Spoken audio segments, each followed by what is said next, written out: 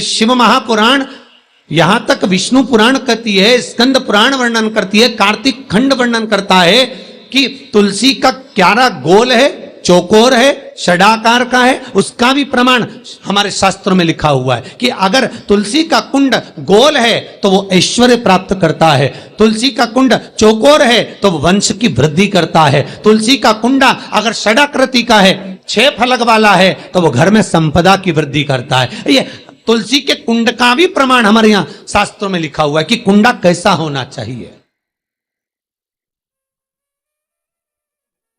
तुलसी के कुंड की आकृति कैसी होना चाहिए, तुलसी का कुंड होना कैसा चाहिए, उसका भी प्रमाण हमारे यहां स्कंद पुराण में लिखा हुआ है, विष्णु पुराण में लिखा हुआ है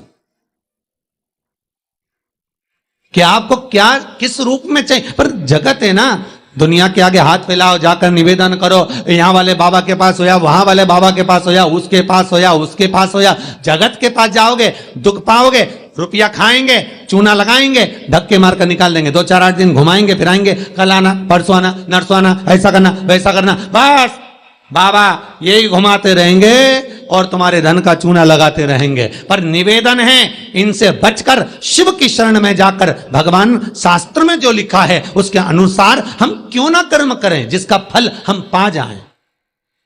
हम क्यों ना ऐसा कर्म करें जिसके फल को हम पा सकें। हम क्यों भ्रमित हों।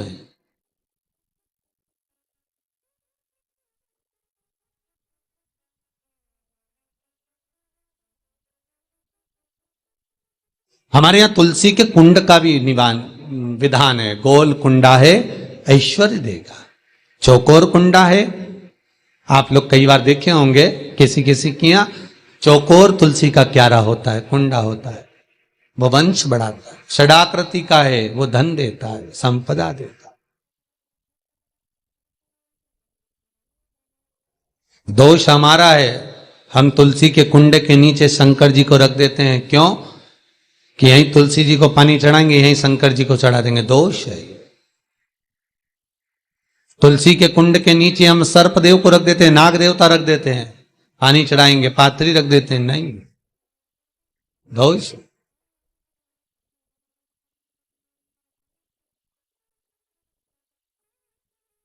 इसका दोष हम सबको, स्वयं अगर गलती करते हैं तो स्वयं को बोल। कैसा कुंड हो, 7 तरह के कुंडों का व्याख्यान तुलसी के रूप में कहा गया है महाराज। पहला गोल, दूसरा चौकोर, तीसरा षडाकृति, चौथा त्रिवेणी, 3 कोने वाला कुंडा। शास्त्र कहता है जिसके मार्ग घर में टुकड़े हो रहे हों, घर विभाजन की ओर हो रहा हो, तो 3 कोण का कुंडा घर में रखकर पूजा करने पर परिवार एक हो जाता है। 5वां, गार्डन में बिना कुंडे का, बिना कुंड का जो तुलसी का पौधा रोपित होता है, बिना कुंड के एक बगीचा जैसा बो दिया जाता है, तुलसी तुलसी उत्पन्न हो जाती है। महाराज वहां पर संपदा तो रहती है पर चिंता बहुत रहती है, टेंशन बहुत रहता। क्यों? घर के दरवाजे के बाहर इतनी सारी बगीचे में तुलसा कर दी। कोई निकल कर जा रहा था उसने थूक दिया, कोई निकल कर जा रहा था उसने पानी डाल दिया, कोई श्वान ने, कुत्ते ने, किसी ने, बिल्ली ने गंदगी कर दी, उसका दोष आपको लगेगा। इसलिए कुंड के अंदर तुलसा का, तो वो धन तो देगा, जो तुमने बगीचे में तुलसा लगाई है, गार्डन तुलसा का करा, वो धन तो देगा, संपदा भी देगा, पर चिंता को बढ़ा देगा। 5,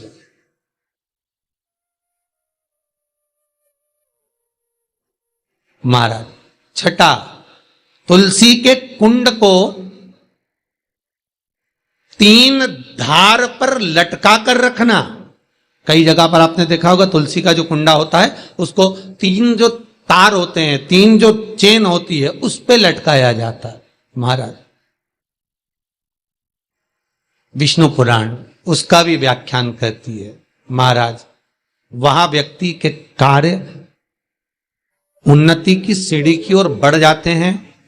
जैसे भोजन की थाली लग गई, भोजन तैयार हो गया, बस खाने बैठे हो और थाली खसक गई, समझ लेना कि तुलसी को अधर पर लटका कर रखा है। इसलिए कार्य तो हो रहे हैं, बनने वाले हैं, 4 दिन बाद ये काम होने वाला है, 8 दिन बाद ये काम होने वाला है, लग रहा है कि इसमें इतना फल मिलेगा, लग रहा है इस व्यापार को करेंगे तो इतना फायदा हो जाएगा, सब कुछ करा, लाखों रुपए लगा भी दिए, थाली मालूम पड़े खसक गई, अधर लटका है तुलसी। 7 क्रम है तुलसी के, ये 6ठा क्रम बताया। तुलसी का 7वां क्रम,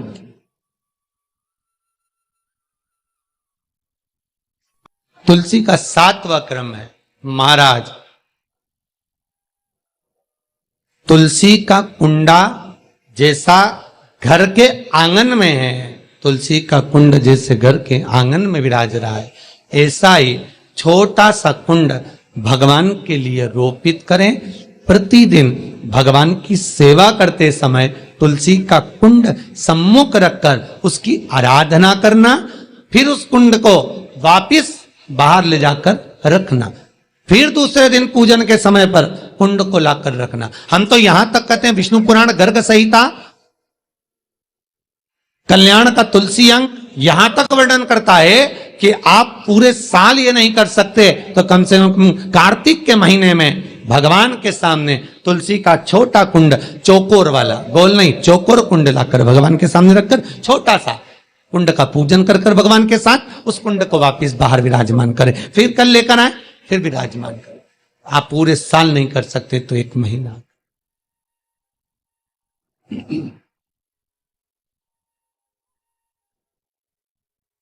उसका फल 1000 गुना प्राप्त होता है। तो किस चीज के लिए कहा गया कि तुलसी का कुंडा एक बाहर हो, एक घर के अंदर मंदिर के सामने पूजन के लिए रखा जाए? तो कहते हैं उस घर में वैभव, सत्ता, संपदा, लक्ष्मी, समृद्धि, शांति की कभी कमी नहीं, कभी कमी।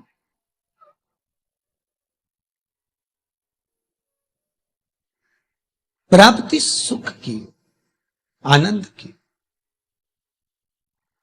7 तरह के कुंड, 7 तरह के तुलसी के रोप का वर्णन हमारे यहां विष्णु पुराण में किया गया। 7।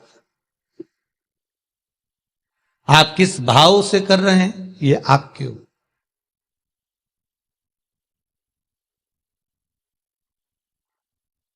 महाराज, स्त्रियों के, नारियों के जितने भी रोग होते हैं, बीमारियां होती हैं, रजोधर्म से जुड़ी हुई जो भी तकलीफें होती हैं, उसका भी व्याख्यान देवी भागवत में स्पष्ट कहा गया। गूलर का फूल अर्थात जो देवी जी को, माता जी को जो घंटी वाला फूल चढ़ता है लाल कलर का, गूलर का फूल माता के चरणों को छुआकर, तुलसी के पौधे का स्पर्श कराकर जो नारी को रजोधर्म से जुड़ी हुई परेशानियां होती हैं, उसके अंतर्गत वो फूल तुलसी का पौधा दिखाते हुए खिला दिया जाता है, तो 3 दिन में उसको 2 दिन में आराम लग जाता है। 2 या 3 दिन में आराम। महाराज, तो शास्त्र कह रहा है आराधना में आप हाथ की माला, कर की माला ना भी रखें तो घट की माला, तुलसी की माला, रुद्राक्ष की माला आपके कंठ में होगी। तो 21,600 श्वास जो मनुष्य के शरीर से प्रतिदिन निकल रही है, 21,600 श्वास जो मानव के शरीर से प्रतिदिन निकल रही है, उस श्वास के बल पर आपकी घट की जिह्वा से वो मंत्र जाप हो जाएगा, उसका पुण्य आपके खाते में। तुम्हारे गले में जो तुलसी की माला हो, तुम्हारे गले में जो रुद्राक्ष की माला हो, उसमें मन के 108 होना चाहिए या 108 से भी ज्यादा होना चाहिए। कम मनके की माला मत पहनना गले में। बारीक बारीक मनके की कर लो, छोटे से छोटे मनके की कर लो, 100 से भी ज्यादा हो, 108 से भी ज्यादा हो। क्यों? क्योंकि गले में अगर तुलसी की माला होगी, गले में रुद्राक्ष की माला होगी, भले तुम